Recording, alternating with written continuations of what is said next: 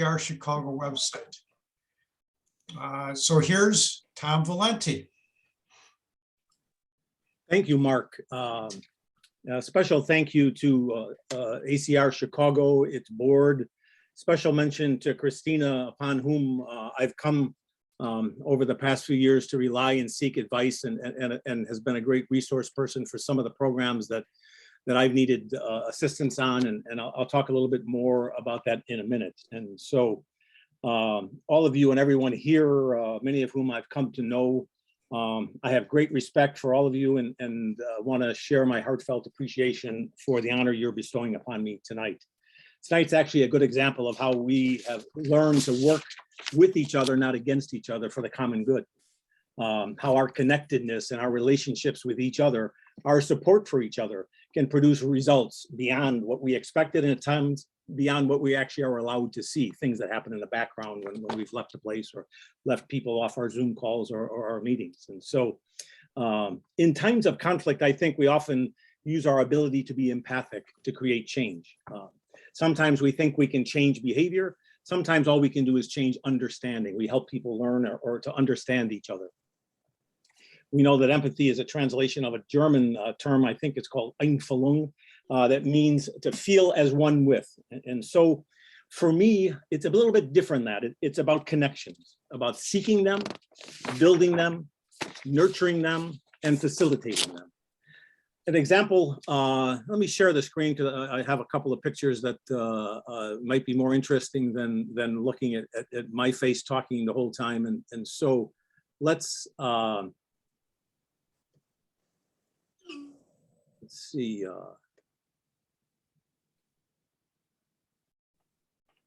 I don't think you're seeing what I want you to see. I want you just to see the slides. Just one second. Yeah.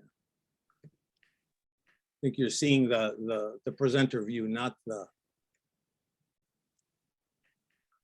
There we are. Okay. So I titled this chat "Making a Difference," or maybe it's called the Rewards of Empathy. And I have great respect for Margaret Mead's thoughts about maybe even one of us or a small group of us can do things that impact people. And so I'll show you the award that Mark already talked about. Appreciate receiving that just a couple of weeks back. And so I spoke to you about connections. I'm going to talk about the gentleman you see here. His name is Weiss Carandish, and Can I interrupt? I'm not. Are you sharing the screen now?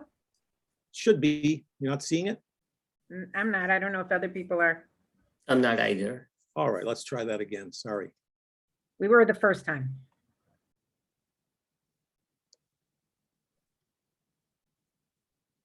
Yep. But you see the whole. Let's put it in slideshow. Is that? You're seeing more than just the. It's okay. It's still, we can still see it easily. You have it now? Yeah. Great. All right.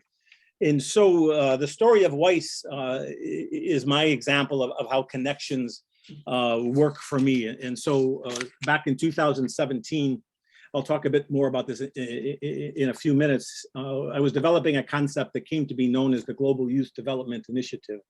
And we were taking young people who lived in conflict countries, primarily at that point, Afghanistan, and almost to today, exclusively Afghanistan, and matching them up with mentors. And so I reached out to members of the community, and Christina happened to be one of them who reached out. At some point, we were looking for peer mentors, students in other places who might act as a peer mentor in addition to people like one of you or me who were the professional mentors to these students. And as a result of that, the gentleman who you see on the screen, Weiss, saw the posting that Christina made, and he contacted me. And he happened to be a refugee from Afghanistan some years ago, so he was quite interested in the story and what I was trying to do. He became involved and quite useful. Of course, we maintained connections. Actually, was at his wedding here some years back, and he became quite useful to us, taking a degree at Adler, the Master of Arts in Counseling, specializing in mental health care. And so we used WISE in our program to counsel in small group sessions people who were suffering from trauma as a result of the attacks and things that went on in Afghanistan. That connection I still maintain today. Weiss was at my house 2 weeks ago at the time of the Chicago Marathon. He had just come from a volunteer session in Virginia. I think he was near Quantico counseling refugees from his home country as a volunteer. He happened to be here because he also is a sports coach, and one of his marathon runners finished the marathon in 7th place overall, and we all had a wonderful dinner together. But that's just a little story about how we can nurture and cultivate connections that remain with us for quite a long time. Weiss is helping us now as I need it, doing some in-service trainings for people who are in camps that came from Afghanistan in the last 2 months. And so I started to think about, in preparing these remarks, about really who are we, to what do we aspire? What impact can we have? But more importantly than about who I or we are is who are they? And what are these people? What do they aspire to do? And so I began to think about what I was doing, and I developed what I thought were some guiding principles that are on this slide. Is I didn't think I could change the world, but perhaps I could change or affect one person at a time. And so my focus became very micro. We did some programs early on where we thought we were going to solve all kinds of problems in long embedded places of conflict, but I decided to look at my life in a little more micro way. And so I decided to work fearlessly and quietly at a grassroots level, right? And work within the skills I had, or at least skills I could learn. More importantly, do things that I enjoy with people that I want to work with. Bring others in to help when needed, and especially those kinds of people who share the passion for the project at hand. Don't overanalyze a situation. I found that many times we spend a lot of time planning things. I used to keep a list of projects on my wall here, but I took it down because there were too many that I never got to do because they were too complicated. And so if you overanalyze, sometimes you lose opportunities. And I wanted to be able to respond quickly and react with a thoughtful plan after critically thinking about what it is we were trying to accomplish. Who was I trying to help? What help did they need? Not what help that I thought they needed, but what help they actually needed. And all of this with a predisposition towards saying yes. If I have a problem in my world, it's the inability to say no at times. At some point, I reconnected with a college friend of mine who's a mediator in the DC area, and she became my coach on how to say no sometimes. And so we often have difficulty saying no, and I certainly have one of them. And so we all think we're peacemakers, right? But our ability to do this, we do it every day. Most of us have this interest in solving problems and helping people who are in conflict. But we don't always think that we might just be able to have an impact on more people, on broader systemic issues, than just the disputants who are in our office that day or in our Zoom, or the people with whom we work in our mediation practice. So I decided to explore that notion through opportunities that were made available to me or that I pursued. And so I'm going to chat with you a little bit about different things I've done. And this is not to say that I'm good at this or that you can't do this. All of these kinds of things are available to you. If any of these guiding principles are of interest to you, there's opportunities out there, but we have to take a risk. We have to be a little bit fearless. We have to put ourselves in situations that maybe are a little bit outside of our comfort zone. I've always been able to do that. And so what I imagined doing was starting slowly, right? We have to crawl at the beginning. And so I knew I would do this one at a time and work with people who had more experience than I. And so this all started, and Mark mentioned Haiti. And so there was kind of a fledgling group back then called Mediators Beyond Borders. And it was a very small group of people back then. It's now called Mediators Beyond Borders International. But they were doing some post-Katrina mediation service support work back in 2005. And the Conflict Resolution Day poster is here because we went back always on Conflict Resolution Day, always on the fourth Thursday of October, and did programs there for a number of years. The gentlemen in this slide became friends of mine. Unfortunately, they're no longer with us now. The gentleman on the left, John Smitty Smith, died, I think, at the age of almost 90, wrote a book about Katrina and was one of the more gentle men I've ever met in my life. Had a real passion for his community. I remember walking along the flood wall with him one day on a walking tour with him. It was a great inspiration to everybody there and a motivator for all of the Mediators Beyond Borders team who was there working with Smitty hand in hand. Mac McClendon, a different kind of personality. He was still living in a FEMA trailer when we were there. The building behind him was the 7th Ward community house that he rebuilt, and he took on a project of trying to identify all the people that were gone. And I was really impressed by his desire not to just work with the people who were there, but how do we find everybody that was gone? And Mac was a great inspiration. He was featured in the film about Katrina. When Mediators Beyond Borders did their conference in New Orleans, Mac came and spoke and was charming to the group and a great inspiration for all of us. That was 2005. As a result of that, we did some studies on post-disaster mediation. And we all thought that when we see things happen on the news, we often believe that there's a greater conflict than there is. We all remember seeing people fighting over bags of food or bottles of water and things like that. And after Katrina, some of us did a bit of a study, and we learned from talking to FEMA people that don't get in a plane or get in your car and try to go somewhere right away. Wait 6 months, and that's when the conflict is really happening. And so, with that, the slides are not moving. I don't know if you were going to be doing those. I am moving them on mine, but what slide are you seeing now? Yeah. Are you seeing a Haiti slide now? We see the connections, the first slide or the second slide. Well, for some reason, I'm seeing them all. Let's start over.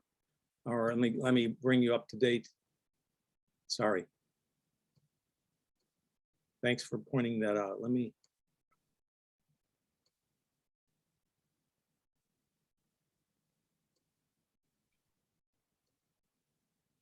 You see it now? Yep. All right. It's when I'm going to slideshow that it seems to be distorting that. So I'll leave it in this view. And so let me take you back to the gentleman in New Orleans. That's 2005. And then we studied post-disaster mediation services. And so a friend of mine who was a physician was down in Haiti and said, we really could use some help down here because people are fighting over relief work. They're fighting over medicine. They're fighting over fire equipment and ambulances that are sent to the port. And so some of you know Alan Gross, who's in the picture in the upper right there with the 3 kids. Alan Gross was a Mediators Beyond Borders member, a bit older than I was, and had a real interest in travel and these kinds of things. I didn't want to go alone. Remember, I talked about reaching out to people who had more experience. So I asked Alan if he would come with me down to Haiti. And so he and I went down there, lived in a place for about 10 days that had no electricity, no running water. And we began to try to figure out if we could provide some services on a big group level for Mediators Beyond Borders. It didn't amount to much at all. They were still in the survival mode. They were still quite troubled by living conditions. You can see the tent cities that were still there. The 3 young kids that when I arrived, I met Alan at this place. It was an orphanage. There was really nothing left of places. But as the weather was changing to the rainy season, we went and built the tent that you see in the left. We couldn't do mediation services, so we were handing out food, and we built this tent up in the hill so that the kids in the orphanage wouldn't be damaged by the rainfall and the rains that was soon to come. And so that's 2006, more of the post-disaster mediation work. And that led to another Mediators Beyond Borders project that involved three of us, the lower left-hand corner. Some of you may know Rachel Wohl, who ran Macro in Virginia, and Teresa Hardy, who was in Pittsburgh. The three of us had a mission to go and investigate the possibility of working somewhere in Israel, trying to work. This was the end of what we call the Gaza War, which was January of 2009. We arrived there in about February. Under much of the team decided not to fly, but we were a bit fearless and decided to go. At some point, we could hear retaliatory bombs when we were in a village called Neve Shalom, Wahat al-Salam, which was a mixed village about halfway between Tel Aviv and Jerusalem, where an old monk named Bruno Hassar donated land to the community and said, build a village where Jews and Arabs would live together and govern together and get educated together. And so we were there spending time at that place. They have a school for peace there. And we're working on developing what turned out to be a co-mediation project where Israeli Jewish and Arab mediators co-mediated disputes in the villages where they lived together but didn't trust one mediator or the other. That takes us to 2009. And these gentlemen, you may know, Fred Lane and Case Ellis. It was a lot of the work that created my connections in other places was with mediation competitions. And this was an INADR, an International Association of Dispute Resolution event that took place in Dubai in 2013, where we had schools from different countries. We had been in India a couple years before that, and the students from Pakistan and Sri Lanka couldn't come there because of passport issues. And so we had an event in Dubai. We did a mediation training and a competition there. And you can see in the lower left-hand corner, I think we had about 30 or 40 students in Dubai and ran a competition there. And that took us to a lot of places with mediation training. I ended up doing a lot of work in India. That was my stepping stone to Afghans. But back with Mediators Beyond Borders, at some point, and we see, without getting into politics, US politics, I don't think that's what tonight's about at all. Back in this relates to refugees. And so in 2013, there was a refugee crisis in Europe, but most of the refugees ended up in Greece, not because they wanted to live there, but because Greece has the most porous border and one of the largest borders in Europe that could be penetrated quite easily. And they ended up in great conflict. There was a political party there at the time that was known as the Golden Dawn Party, and they had some degree of violence that they used to enforce their wishes or their norms on the community there. And so we were asked by people there to come there and maybe try to create a system to get people to speak to each other and not react violently to people who didn't look like them or talk like them or who were viewed as invaders. And so this seemed quite interesting to me. Between 2009 and 13, there was a very popular film that most of us in Chicago at the time, around 2011, had heard about, the violence interrupters, the ceasefire movement, Mina Matthews, Kobe Williams, and Eddie Bucanero, who had a film of interrupting violence in gangs, gang communities in Chicago at the time. A very moving film.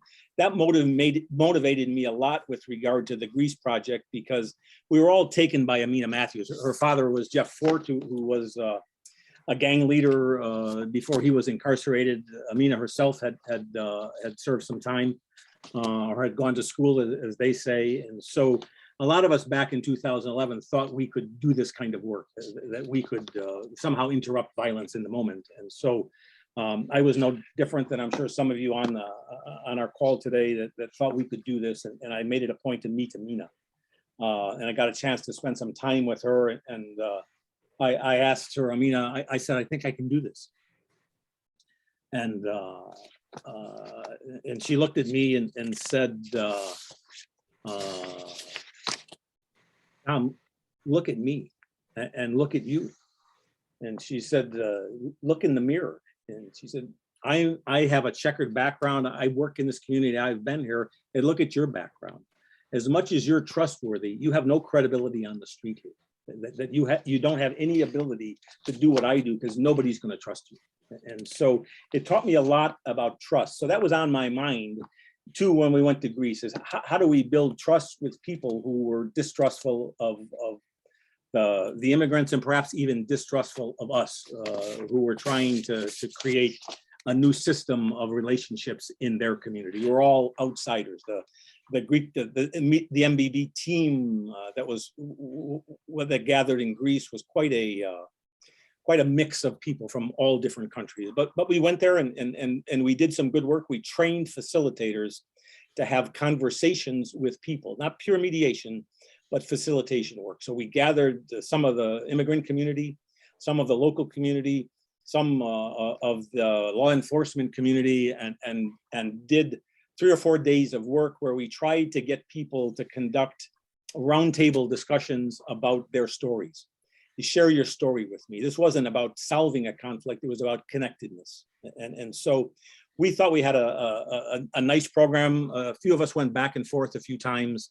And it led to a group of trained facilitators in Greece that prompted some more people learning mediation skills at different times as they matured in their practices there. So that idea of storytelling in the setting of a facilitated conversation between people in conflict was quite interesting to me. Some of you know Charlie Irvine, who's on the top of this picture. Charlie and I know each other from the INADR days. He's a mediator in Glasgow, a professor at Strathclyde University. And he for years had been telling me, you have to meet Padraig Otuma, who's on the bottom of this picture. And he said, you do a lot of the same things. I think you'd get along, but how do you ever meet somebody who's in Belfast, Ireland? I had been there, and Padraig was traveling at the time. And I saw Charlie at I think it was an ACR meeting in Minneapolis some years back. And we talked again about this. And so I emailed Padraig, and he happened to be in the country on a book tour. And I picked him up at the airport. He was flying through Chicago from Portland on his way back to Belfast, and took him out to lunch. And we shared some stories, and he told me about a storytelling platform. And he's a peacemaker. I mean, that's his mission in life. Happens to be a gay theologian who has struggled with his own identity in his community, often having very difficult times getting faculty positions because of his identity. We had a wonderful lunch, and he told me about this thing called 10 by 9, a storytelling platform where 9 people get together and each have 10 minutes to tell a story, a true story about something. And he looked at me over lunch, and he said, can you do this in Chicago for me?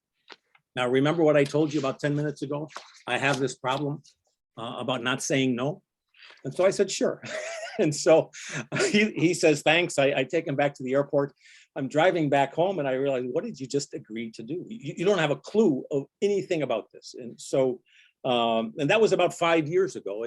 And we ended up developing a Chicago chapter. I think we've done 70 pre-COVID, about 70 shows of storytelling here in Chicago.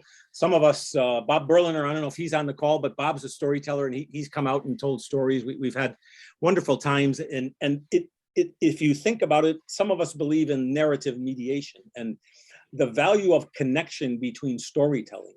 When I was in Israel, the model that they followed there was narrative mediation. And I think the book is by monk, I can't remember the other author, but there's if I take a few steps away from the camera, I can find it on my bookshelf. But so I had an interest in narrative mediation, and I thought perhaps storytelling could help me learn a skill that I didn't really have. And so this all makes sense to me, but if somebody looks at my life, none of it makes sense. It just looks too random.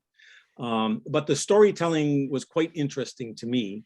Some of our storytellers had an interest in conducting storytelling at Cook County Jail. And so we got permission, and for about a year and a half, a couple of us every Saturday would host a storytelling session in one of the divisions at the jail. And it was quite successful. We have a rule about that it's the Vegas rule that everybody knows, so what happens in storytelling stays in storytelling. And so we had detainees in tears. We've had them telling very intimate stories about family life circumstances, some violent encounters, and some hilarious stories as well. But we found that when I usually do a project, I do a feedback form. We found that they took to it quite well. And they almost looked at it as therapy, because they had an opportunity to share personal stories in a safe environment.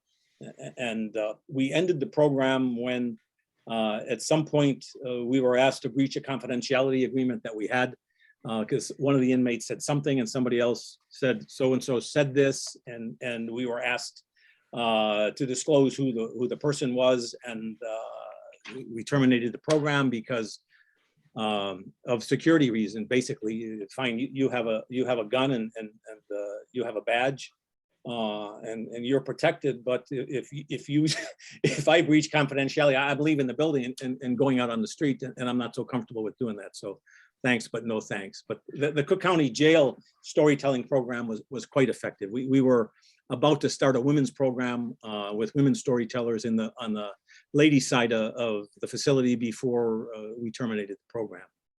And so that goes back just a few years. And so one of the things that I've been doing since about 2009 is going to India and doing some trainings there, and all the way from 2012 or maybe even a little bit before, until the last time I was there was immediately before the pandemic.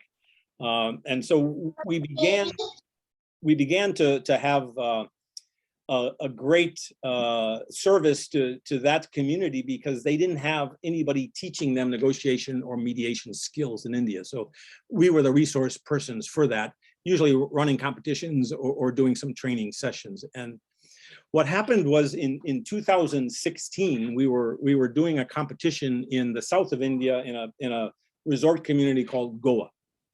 And this is under the aegis of a name called Lex Infinitum, and that competition still goes on. And the director of the school, it was quite interesting to me, because they had a team from Afghanistan coming here. And so I said, wow, it's pretty cool. I have no connection with these people, but I'm anxious to meet them.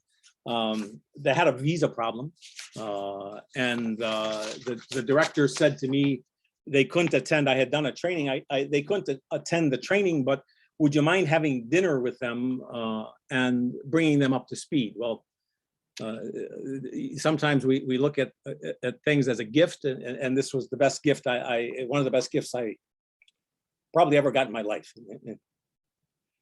So I had dinner with this group of 5 or 6 Afghans, and tried to bring them up to speed. It wasn't so much about them learning all the skills they had to learn, but they were in a new place. They were nervous and excited, and the competition went on. We had an extra day at the end, and I happened to sit with them at breakfast, and we decided that for some reason that we ought to keep in contact with each other. And so that was in 2016. As we discussed what we could be doing with each other, they were students at the American University of Afghanistan, and talked about, well, maybe you can come maybe we can do some program. We worked on it and worked on it. It took us a while to figure out what we could do, and the best we could come up with was an online or a virtual mentoring program. And the idea of the mentoring program, we decided on a name, the Global Youth Development Initiative. And basically its mission was to support one-on-one mentoring relationship with students around the world, focusing primarily on those who were in conflict zones. And so we began that, and I started recruiting mentors, and as luck would have it, the people that are in your community, our community, they were the most anxious to do this work. And so in the first year, we had 85 students, I think, and 85 mentors. A lot of people from our community decided to respond positively to my request and become a mentor in the program. And so that program was my introduction to Afghanistan, and one thing led to another there. This slide just shows you some of the ideas that were behind it. Garsane Amin was the co-founder. Her sister Sana and I were the three people who organized it. Garsane and Sana, we were here as Fulbright scholars. Both of them, I was coaching both of them for their Fulbright interviews, and I just had more anxiety than they had, because I kept saying to myself, well, what if one of them gets it and the other doesn't? What's going to happen here? But luckily, they were both awarded Fulbrights and concluded that Sana is back in Afghanistan and not present in social media at all for security reasons. She had worked for Ashraf Ghani. Both of them did. And Garsane decided to go to Canada, and she now lives there. Probably, certainly for the foreseeable future. And so they were instrumental at the beginning and recruited people from schools and primarily from AUAF, American University of Afghanistan, and some other universities. We had a robust program, and we were able to serve quite a number of people, of young people. Eventually that program, we became introduced to some other small NGOs, and decided to take on some other work with Afghan youth beyond mentoring, more direct work through trainings on Zoom and lectures and things like that. So that program is basically ongoing until today, except in August when the Taliban began their rampage through the community. I was getting, it was a very difficult time for all of us. I was getting requests. We had a website, and take my picture down, because anybody who had any affiliation with an American or an American foreign organization was being hunted down. And so one by one, I was doing this, but I also realized I had a conflict, because the website created value for the people who were here, because if they were associated with it, they had a better asylum case if they could show a relationship with an American organization or a foreign organization. But I decided we had to care for those at risk. We can always find a way to help the people who are safe. And so we took the website down and to protect the people there. And that's, so the organization exists. Christina, who's on the call, has been involved with it from the beginning. And I think she mentioned she was able to reach her mentee recently. Most of my work in that regard lately has been trying to, and I have people there who most of the kids deleted all emails from foreigners, all foreign phone numbers for security reasons, but we have a mechanism. We went to some communication systems that were better than WhatsApp or Facebook, and so we're using Telegram and Signal to keep in touch, and I have people there who find out if everybody's okay, and we try to reconnect them through a safe communication system that allows the mentors and the mentees to do this in a quiet way. And so that program is still ongoing. So that kind of began in 2017. In 2018, actually through some Lebanese people I met through mediation competitions, I was asked to go to Beirut and train facilitators, because they wanted to learn managing in Lebanon. It's quite a mixed community. For those of you who know the history, this conflict zone as well. We decided to train facilitators to work with the refugee community there. And keep in mind, the refugees in Lebanon are originally Palestinian, maybe went to Syria, double refugees, and then from Syria to Beirut. And so we trained about a dozen lawyers and mediators that were in Lebanon. And within 2 days, we were at Shatila. This is pictures from inside the Shatila Palestinian refugee camp. This program was funded by a German NGO which was founded by a Palestinian gentleman, a very kind gentleman. And we trained people to conduct facilitated conversations.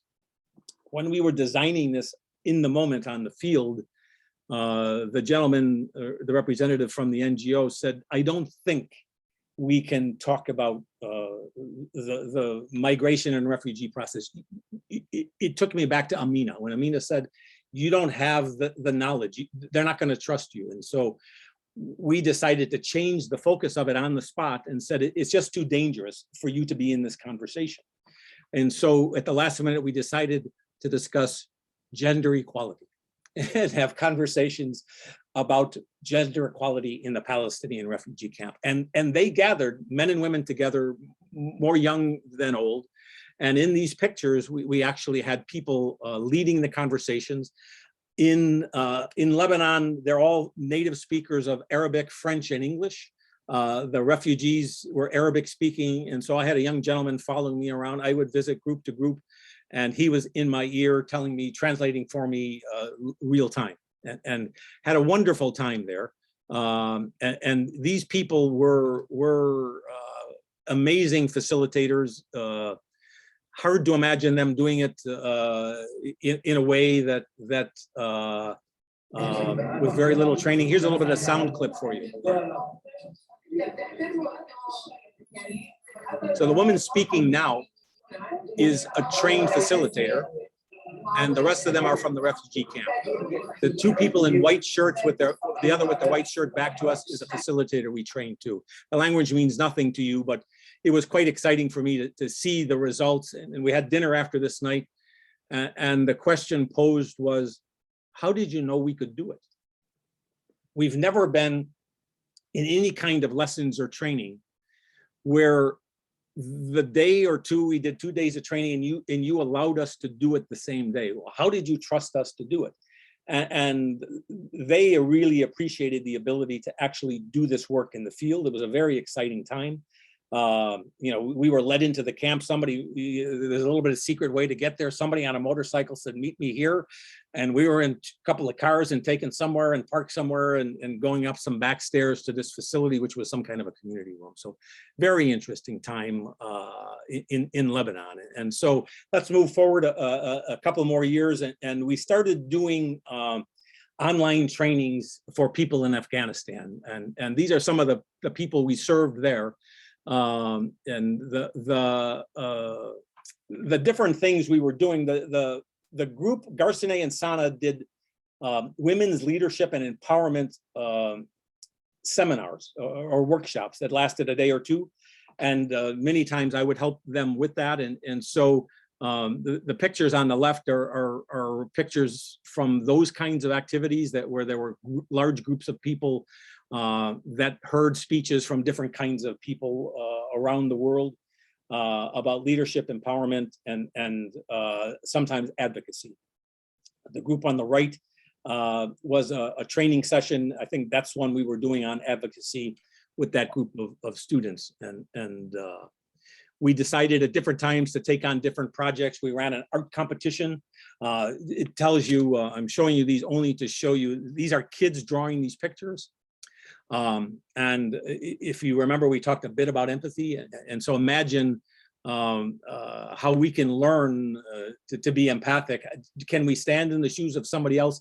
Maybe these pictures told me more about what was in the mind and hearts of Afghan youth than anything they ever told me. They tell me lots of things, but when you see them with this kind of talent, being able to express their emotions in this way, very powerful, very, very powerful. So AYEPO is the Afghan Youth Empowerment Organization. And that's who we work with to put on this art show. This was during COVID, so we didn't have a formal exhibition of it, but we had Afghan artists, young people that judged the competition, and somebody got a couple dollars for having a winning prize. Around this time, there was a young girl who I'll introduce you to in a minute, who came to Chicago as a result of a high school scholarship, who decided to form an organization called Be the Change. And so Be the Change is a grassroots organization that has done things in orphanages in Kabul called Tomorrow's Hope Orphanage. We've done youth leadership programs, gathered people together to learn about managing their life and creating opportunities for each other and supporting each other. So these are some of the kinds of things we were doing. One winter we raised a little bit of dollars here in the US, and for a few dollars here, we were able to buy 50 kids a winter coat, a new pair of shoes, enough wood to heat the building for the season, the winter season. And we were able to use people on the ground there. We could send the money there. They could buy it locally and deliver it locally. And so these are the kids of the Tomorrow's Hope Orphanage that we were able to support with just a little bit of online fundraising and some on the ground people that were quite helpful. This is, I'll show you, this is just fun because we think of people in conflict as always having problems, right? Never having any joy. And so I won't play you all of this, but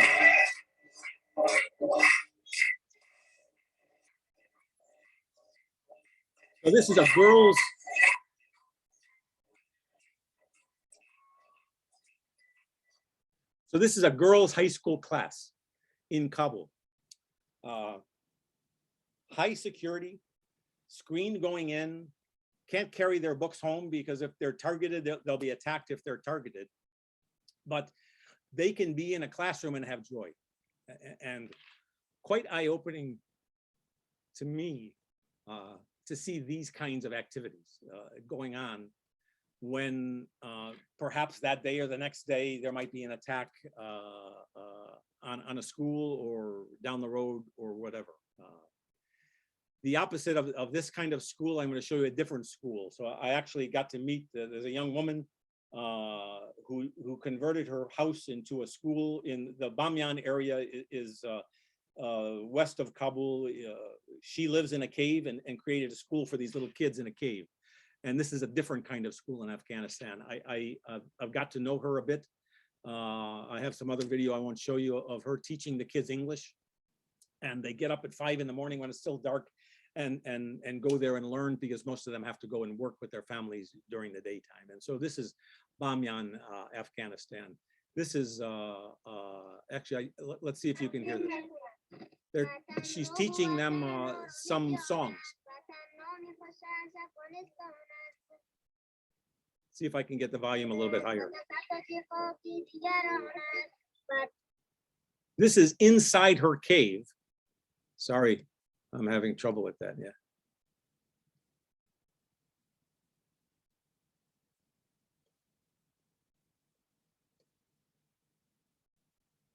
Well, point taken. So here's another way of teaching kids in Afghanistan is no technology, come to my cave, I'll teach you a few things, and hopefully you'll be able to mature and do something important. I realized a few years ago that I was ignoring local people. And so I decided to pay a little bit more attention to things in Chicago. And so one of our activities was to foster an international high school debate competition. And this is under the auspices of Be the Change. We had 2 kids from a program here, the Lawyers in the Classroom program in Chicago. The 2 girls on the top were students of mine at Alcott Elementary School here. The girl at the bottom now helps me with GYDI, and you'll hear more about Rehana in a minute. The two girls on the left are from Sri Lanka, and the two girls on the right are from Afghanistan. And so we did a little bit of training, and we had them debate things like, should homework be mandatory, or things like that, and very enriching experience for all of them. One of the other interesting things that I have become associated with, some of you know Judge Tom Hogan and Father Dave Kelly. Father Dave Kelly worked with the Precious Blood Ministry down in Inglewood. Judge Hogan and Father Kelly and I were working in the restorative justice area at the big picture in the background is Visitation School, and the large school is Leo High School. And so we would go there and teach peace circles, and then a bit about civics and the justice system in the US, and teach them the difference between resolving things in a court session and resolving things in a peace circle. And the kids were really quite good at it. Let's talk a bit about today. And so you all know what's happened. And so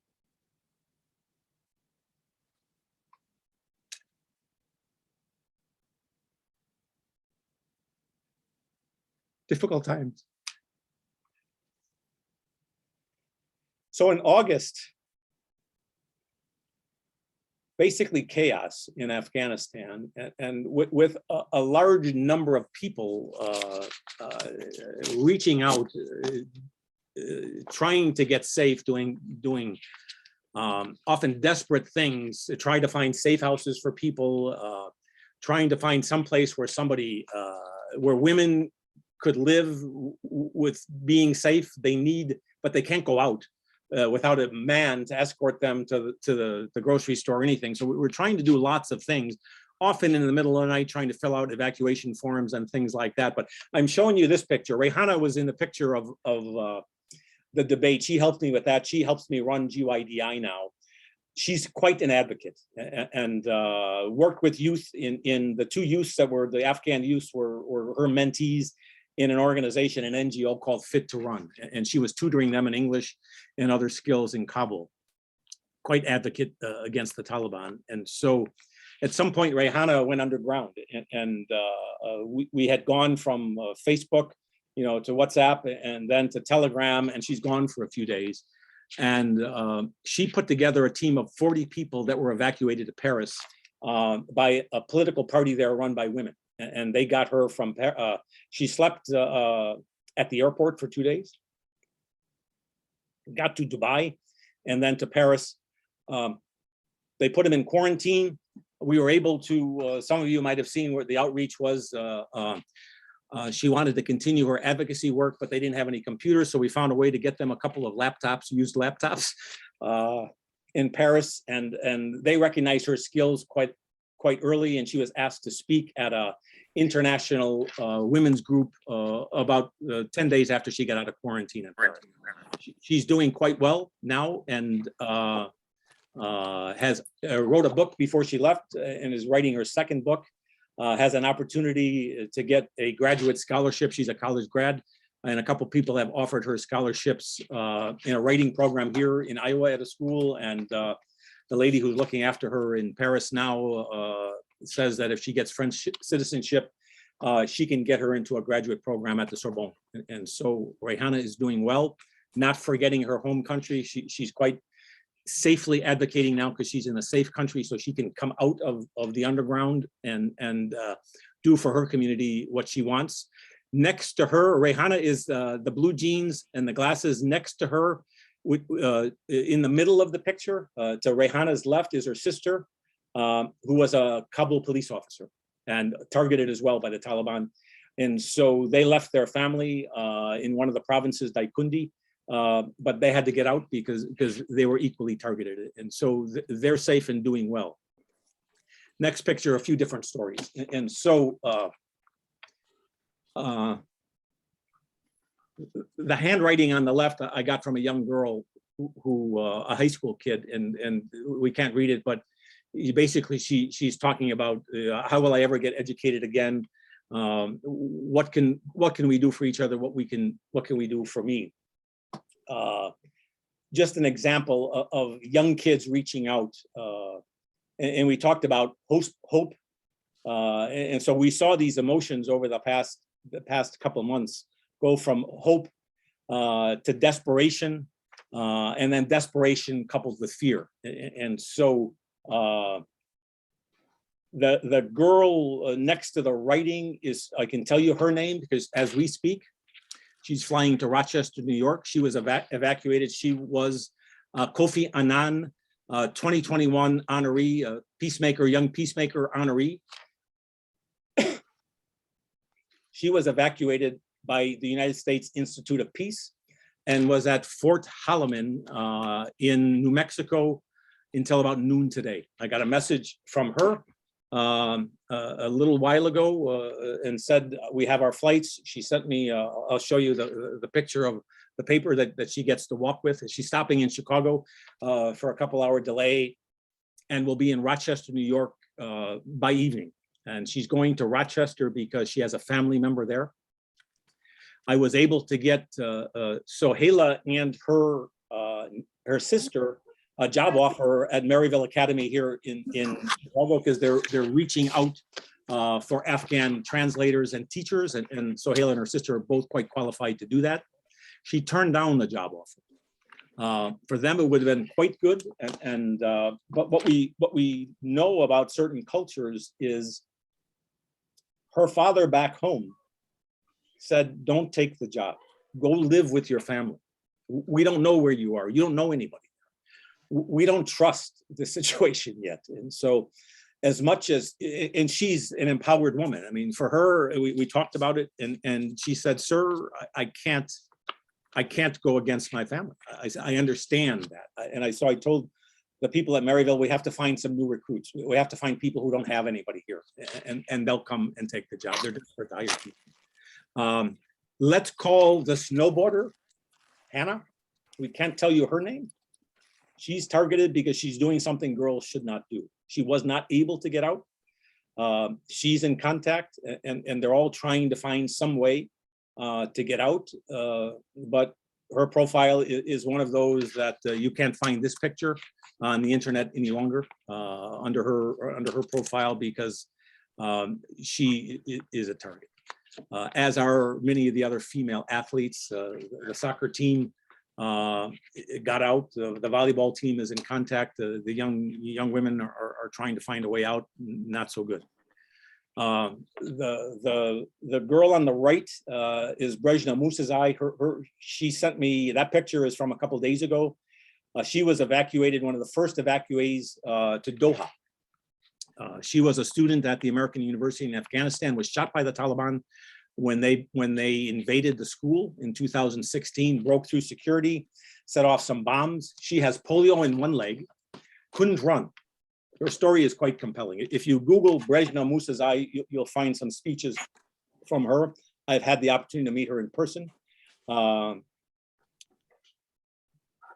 She's in Doha because she was evacuated separately from her family. Her father was a mujahideen and a peace worker there and was targeted as well.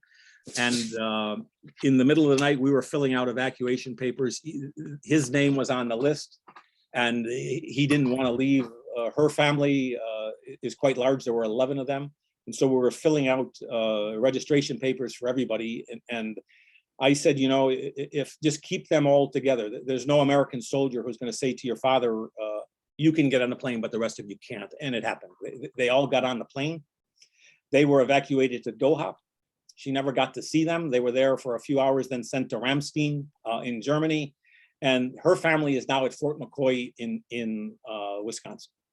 She's trying to get there, but because they're on different refugee status, we're not able to get them reunited yet. But more importantly, she won't leave Doha.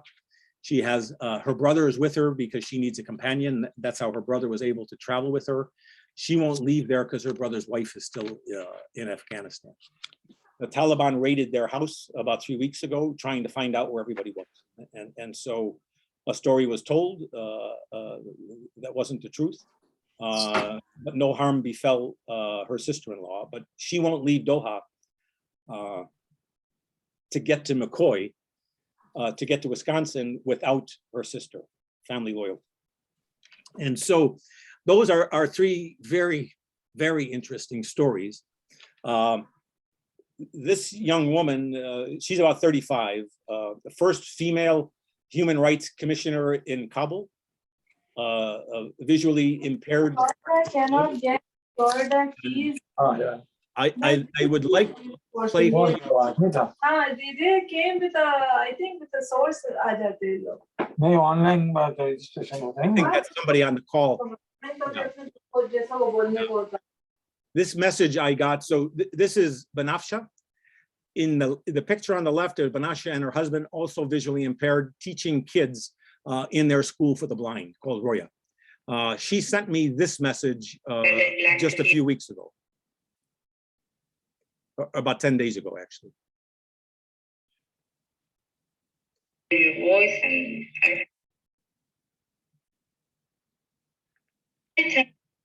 many thanks for your message, and I'm glad to hear your voice, and I'm happy to have you stay as my friend.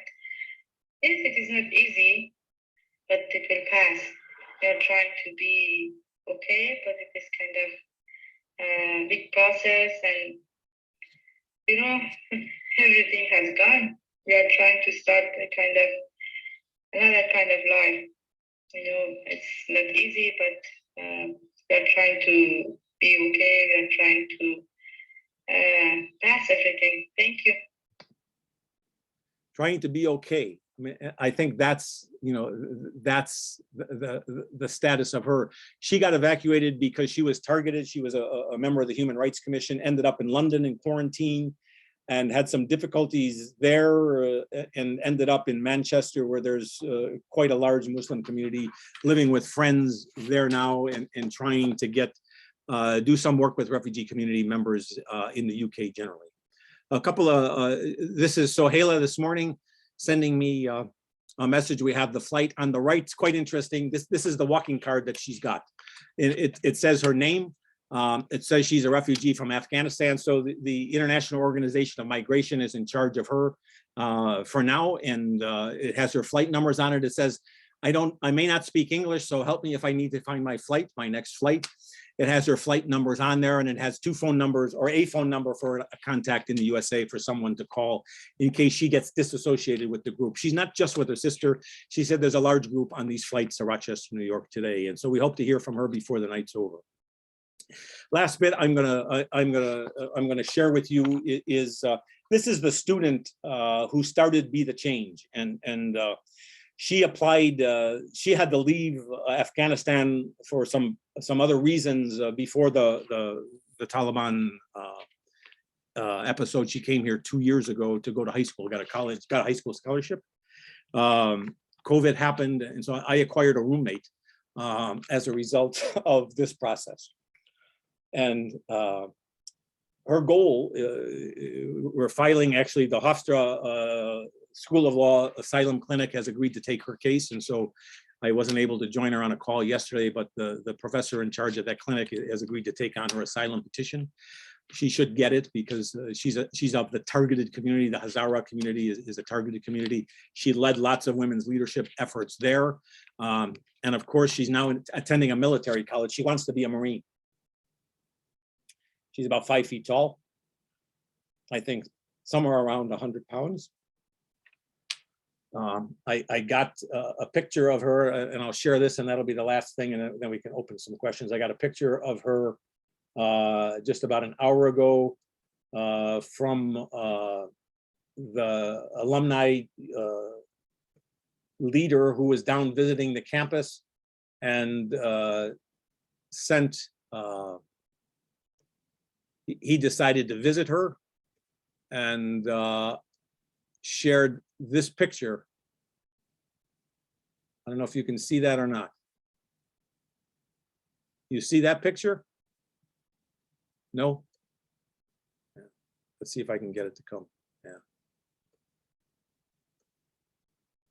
No, that's not the one I want to see. In any event, so she's a student in college now, trying to cobble together funding for the rest of her college years at the Citadel Military College of South Carolina. And so that's an array of different things that my path has taken me for the past number of years, all starting with the desire really to impact one person at a time, dealing primarily with people who are in conflict already in some way, whether as a refugee, in transit, maybe living in a country where you're subject to violence, maybe people who are just trying to get an education and the government that they're operating under don't want them educated, or maybe you're in a community where women are not allowed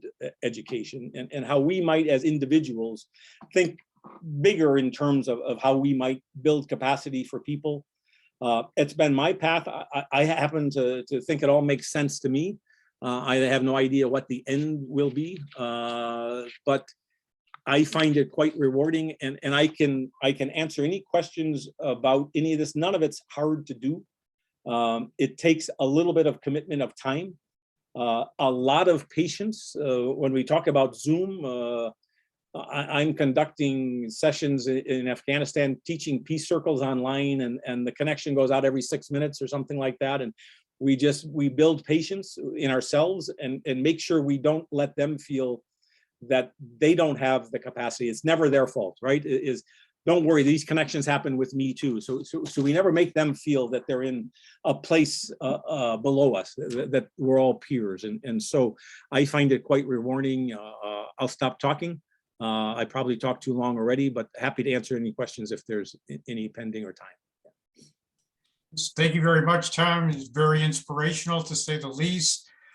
We would have maybe 5 or 10 minutes for any comments from people, and then we will move on to the organizations talking about what they do.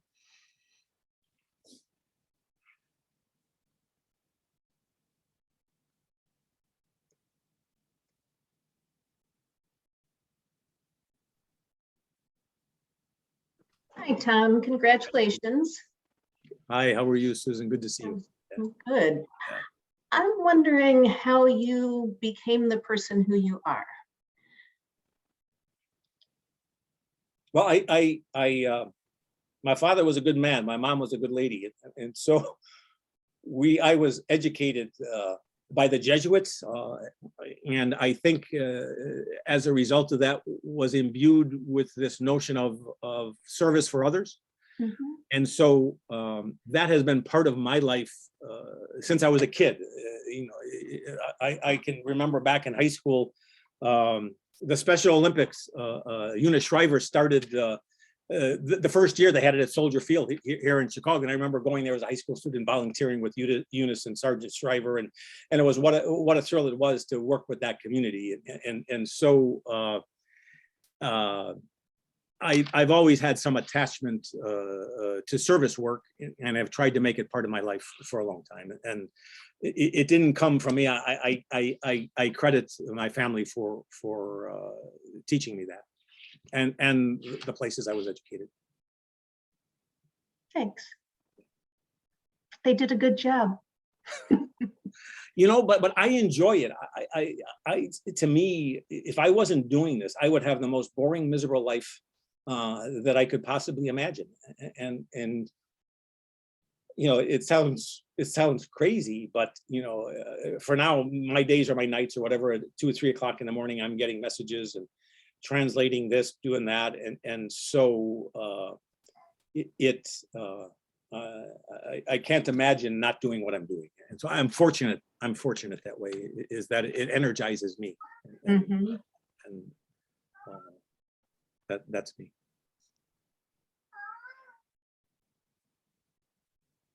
I think I have to go back on mute because my cat is complaining.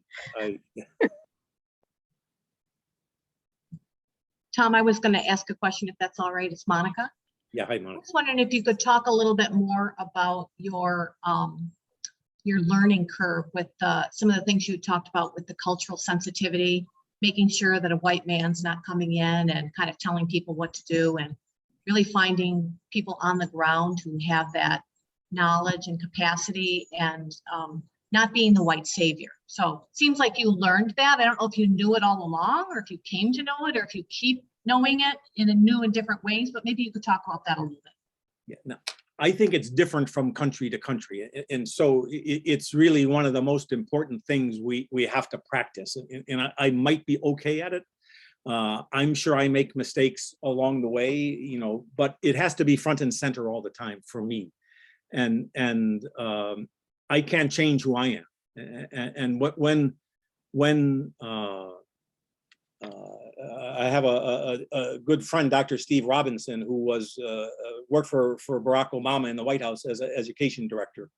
And he and I do some of the same kind of work. And I went to DC the first summer of COVID, and he wanted to come and work with Arnie Duncan's group that works in the gang community here. And we had a long chat outdoors, of course, over coffee. And he said, you know, Tom, I don't know that we should be doing this anymore.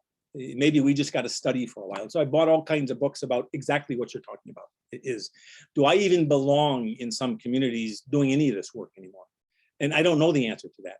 And so we haven't gone back into some of the Chicago communities, because I'm still studying that, is whether I'm not the proper representative to be doing that. Is take a step back, maybe facilitate and help other people, bring them into the community, but you step back. And so really good question, Monica. And it's hard. It's hard because with the younger kids, it's okay. Like the schoolwork, that's okay, because we are looked at differently by school kids than we are with adults. When I was working in the jail, the storytelling in the jail, you know, I have a different way with people than some of the other storytelling teachers, but yeah, they call me the N-word, right? You know how they, if you can relate to people in a certain way, you know when you're welcome in a community by whatever you're going to project about humanity, not about privilege or anything like that. But it's a practiced art, and so I didn't know how well I was going to do there, but it was okay. It was okay, and they really appreciated it. But it's not easy, you know. It's not easy because you have to kind of, you got to clean your mind, and you know you really have to start thinking about words and what you even talk about, right? And you know we don't talk about college education, or you know, I never told anybody I was a lawyer. You know, I mean somebody else might at some point say that, and so you know there's lots of things we can pretend away from our life when we're in certain work environments.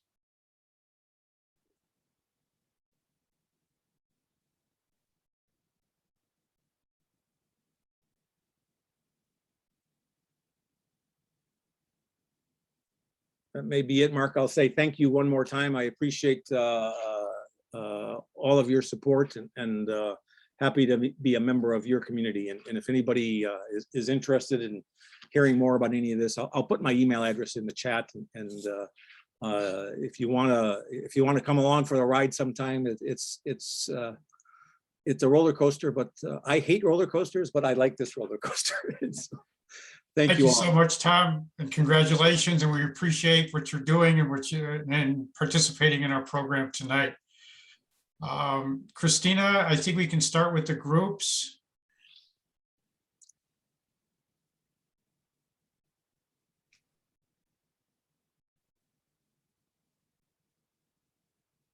So these are just going to be in alphabetical order. So if you are here representing the group, please speak. And if no one's here, we'll just move on to the next organization. And I would ask if everybody could limit your comments to about 5 minutes so we can make it through everything. Thank you so much.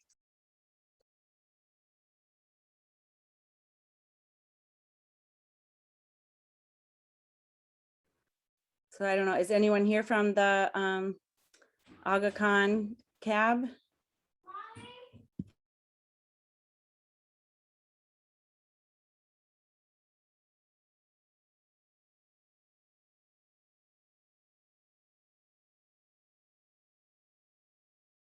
Okay, this would be your time to speak.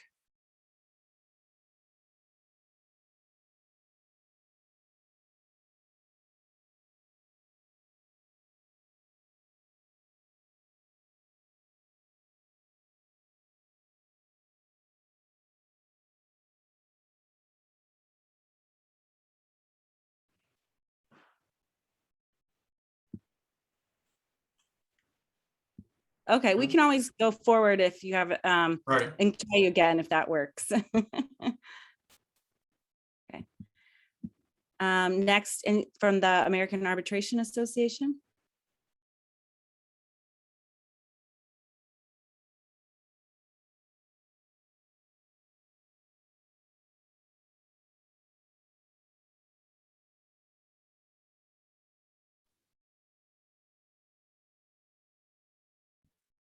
Anyone for the Association for Attorney Mediators? Well, that would be me. Hi, thanks for having me tonight. I'm Jenny Dressler. I'm the president-elect of the Association for Attorney Mediators. And we are a professional organization, a national organization. I'm the president-elect, I should say, of the Chicago chapter. And we're a professional organization of lawyers who practice mediation and ADR. We exist to promote the practice of mediation and ADR. And we provide, we have very high standards for membership. You have to have been licensed for 8 years as an attorney for regular membership or 5 years for associate membership. You have to provide at least 3 attorney references. You have to complete a training program that has been approved by the organization. You have to be willing to participate in grievance and feedback procedures.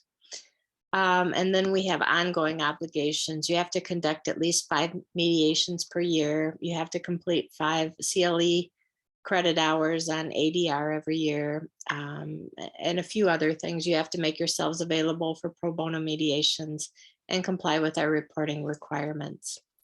We provide many services and benefits to our members. We have a public database, and therefore we're available for anybody, who's searching for a mediator. The database also lists practice areas, so the public can search for a mediator on a specific matter. We provide liability insurance to members of our organization if they meet certain requirements. We provide tons of training. There's lots of CLE credits available every year. And we have a lot of networking. The group itself is very congenial, and we provide a lot of support and informal mentoring for each other. And that's the Association for Attorney Mediators.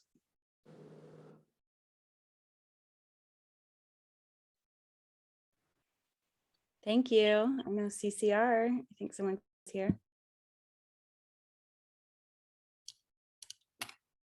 Hi, everyone. My name is Whitney Trumbull. I am Finance and Operations Director at Center for Conflict Resolution. Some of you could probably give this spiel a lot better than I could. You've been associated with CCR, but we were founded in 1979 by the Young Lawyers section of the Chicago Bar Foundation, initially called Neighborhood Justice of Chicago, located in Uptown. And as we were taking on more and more cases and developing our relationship with the courts, CCR moved its office downtown where it is today. And we currently have about 180 volunteer mediators who come from all walks of life and are in general amazing, and have a full staff of about 23. Some current programs include parenting, adult minor guardianship, small claims. We do nonprofit mediations, small business. We have a relationship with the Better Business Bureau, attorney fee, stalking no contact, and almost any kind of conflict you can think of. We're particularly excited about 2 recent programs. When the pandemic hit in 2020, CCR immediately pivoted to an online platform, providing Zoom mediations. I think within a week, all of our mediations were Zoom, so we're really proud of that. And this enabled us to respond to issues around COVID-19 and respond to community needs. And since the pandemic, I believe we've opened nearly 2,000 cases. And one of those needs was expanded work with evictions. So we are currently providing case management and mediation services for Cook County's early resolution program. This was developed in partnership with Cook County Courts, Chicago Bar Foundation, and 8 area legal aid organizations. It covers tax deeds, consumer debt cases, and evictions cases. And we're also training mediators throughout the state through a grant from Illinois Equal Justice Foundation. And the second program we are most excited about is a community police mediation. This is brand new. We're starting a pilot program in the coming months. This will give Chicago area a new way to resolve certain police misconduct complaints. We've been serving as a neutral facilitator in some community police facilitation, so we are thrilled to take on this new project. Apart from some of our programs, CCR has a really robust training department. We offer 40-hour training, mediation skills trainings, which anyone can participate in, as well as customizable workshops. And we also offer CLE credits. I'm happy to take questions, but I think that is what I have for now. Thank you all so much for having us here. Thank you. Hi, Christina. This is Maureen from the Conciliation and Arbitration Board. Sorry, I had technical difficulties. I know I think we missed ours, but just a couple minutes, I was going to say, we always enjoy the conflict resolution day that we have every year with the ACR, and appreciate you guys inviting us to it. Today's topics were extremely fascinating, the stories. I love to hear them. Just a little bit about our board, the Conciliation and Arbitration Board. We're a community-based mediation program providing mediation and arbitration services within the Chicagoland, actually all over the world area. And I think one of the changes that has happened recently is a lot of the online mediation. So the trainings that we've received from institutions like yourself and CCR and everywhere else have been definitely very helpful in that area. And so we do a lot of community, commercial, and matrimonial cases, and it's been keeping us busy, to say the least. So thank you for having us, of course. Thank you. I'm sure you have been busy. All right, Dominican. Yes, hi. Really pleased to be here this evening with everyone, and a big thank you to Tom for his fine words. The Masters of Arts in Mediation and Conflict Resolution at Dominican has been around for about 10 years. We were the first one in the Midwest to be offering a master's program in mediation and conflict resolution. And primarily our classes are offered online, so people from all over the country can take these classes. We do have a low residency model, so we have 2 classes, one in the first year and one in the second year, that are 5-day intensives, and one of those is our mediation class. The other one is our negotiation class. So our pivot during the pandemic was we did do one of each of those classes online before people had access to vaccinations, but we are back in person for that. But it has allowed us to think about maybe doing more international work. So we have an interdisciplinary faculty. There are 3 options with our program. One is you can get a certificate only, which is just one course in the mediation skills training, which is the 5-day regular, just like everybody else with the 40-hour class.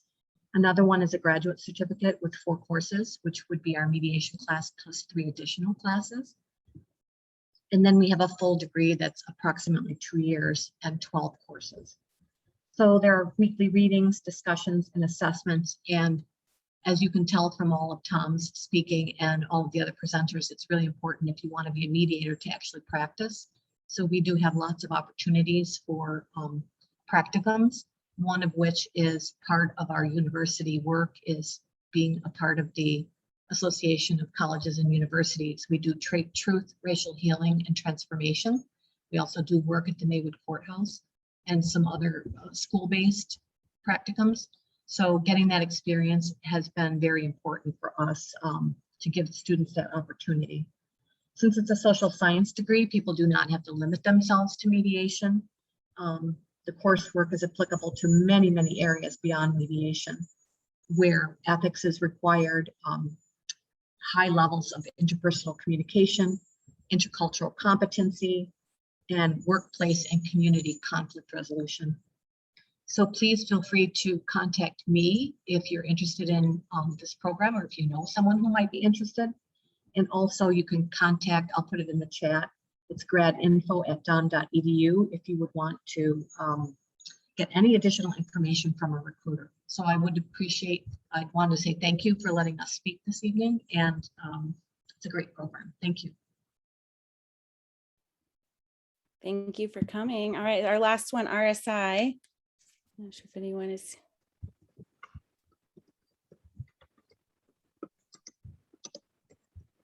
Hi, I didn't realize we were on the list. I'm Susan Yates. I'm Executive Director at Resolution Systems Institute, and we are a nonprofit that works to help improve access to justice by strengthening court alternative dispute resolution. We do that in a number of ways. As Whitney was talking about with CCR, we are also doing a lot of work with eviction mediation in the northern part of the state. And we've also been operating some foreclosure mediation programs for quite a while, as well as a child protection mediation program. So those are kind of our direct services, but we also have a lot of work with evaluation of court-based ADR programs and a resource center, and we do a lot of dispute system design, figuring out how courts can develop and operate their ADR programs. So I'm glad I stayed. Here we are. It's been a great program. Thank you. Thank you, Tom. Thank you, everyone. I really hope next year, I was telling Tom and Mark this at the start, that we're all back together with wine and Sultan's Market food downtown, and we can see each other in person. It's always nice to talk to people who are sort of on the same page and have the same interest. Thank you so much. We will be emailing everyone a resource guide with further information on other organizations and resources around conflict resolution that you can share out to your networks as well.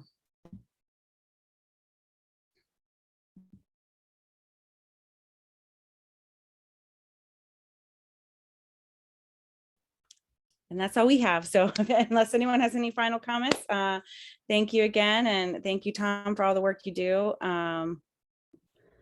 And for everyone. Appreciate the opportunity to be a part of this. I kind of feel like we missed the beer and the food this year though, right? Look forward to next year on that, but thank you everybody for joining us and celebrating Conflict Resolution Day. Thank you Thank you very much. Thanks Everybody have a for good doing night. this. Bye-bye.